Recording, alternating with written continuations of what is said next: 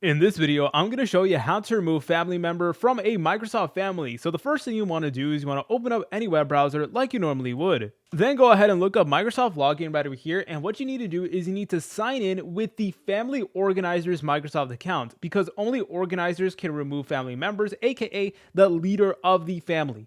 But anyways, what you want to do is you want to go ahead and sign in to that Microsoft account really quickly. Then go ahead and select on My Microsoft account. Alright, once you sign in, it is going to give you a dashboard that looks like this. Make sure that in the left menu that account is selected. Then scroll down and then you should see this option that says family. From here, please go ahead and select on view your family. Then it is going to go ahead and give you a menu that looks like this. Alright, once you're here, all you want to do is you want to go ahead and select on the family member that you would like to remove. Press on these three dots, then go ahead and select on remove from family group just like so. Then it is going to ask you for confirmation, so please go ahead and press on remove just like so. Alright, and then once you're done with that, you are good to go. If you guys found this video helpful, make sure to leave a like and subscribe. I'll see you in the next tutorial.